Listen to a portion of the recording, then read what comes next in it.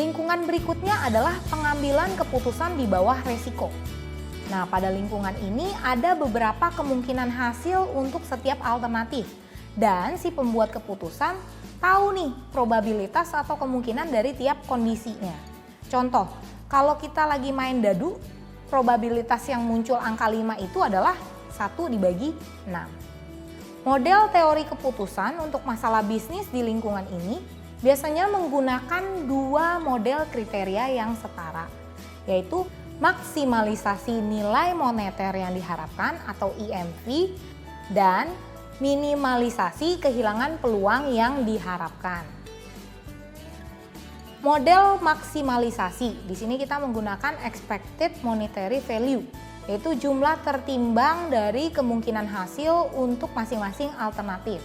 Sehingga perhitungan IMV adalah penjumlahan dari hasil kondisi dikalikan probabilitasnya. Sebagai contoh pada sesi 3 di mana sudah diketahui nih probabilitas masing-masing kondisi, yaitu kondisi baik 0,2, kondisi rata-rata 0,5 dan kondisi buruk 0,3. Kemudian hitung nilai IMV-nya dengan mengalihkan setiap hasil dengan probabilitasnya. Dari semua hasil ini dipilih hasil terbaik, yaitu 19,5 juta. Maka dengan kriteria IMV, keputusan terbaik adalah membangun toko ukuran sedang dengan estimasi keuntungan terbesar adalah 19,5 juta. Kemudian model minimalisasi, yaitu menggunakan expected opportunity loss. Expected opportunity loss ini adalah biaya dari tidak memilih solusi terbaik. Pada dasarnya sama dengan kriteria minimax regret, yaitu menggunakan konsep opportunity loss. Sehingga untuk kriteria ini kita akan menggunakan tabel opportunity loss. Kemudian kita akan menjumlahkan setiap hasil dari perkalian peluang yang hilang dengan probabilitasnya. Sebagai contoh dengan menggunakan tabel opportunity loss dari pengerjaan sebelumnya dan juga sudah diketahui nih probabilitas masing-masing kondisi ya.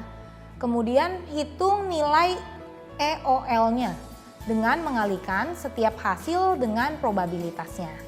Nah, dari semua hasil ini dipilih hasil kerugian peluang terendah, yaitu 18 juta.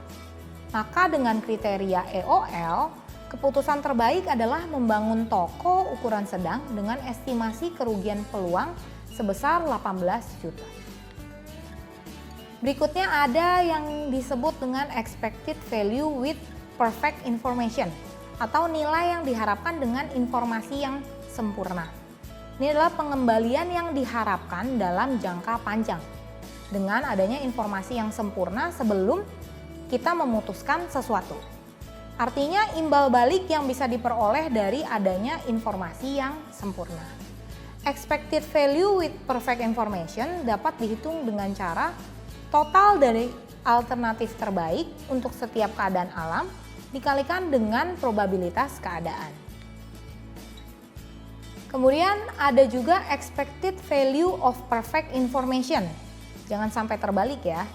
Ini adalah nilai yang diharapkan dari informasi sempurna. FVPI ini menempatkan batas atas apa yang harus dibayar untuk sebuah informasi. Berapa sih nilai yang layak dari sebuah informasi? FVPI ini dapat dihitung dengan cara nilai yang diharapkan dengan informasi sempurna dikurangi nilai maksimum IMV. Contoh kasus, Kimi dihubungi oleh Zen Marketing, sebuah perusahaan yang mengusulkan membantu Kimi mengambil keputusan terkait pembangunan toko. Zen Marketing mengklaim bahwa analisis teknisnya akan memberitahu Kimi dengan pasti apakah pasar menguntungkan untuk produk yang diusulkannya. Dengan kata lain, hal ini akan mengubah lingkungannya nih, dari pengambilan keputusan di bawah resiko menjadi pengambilan keputusan di bawah kepastian.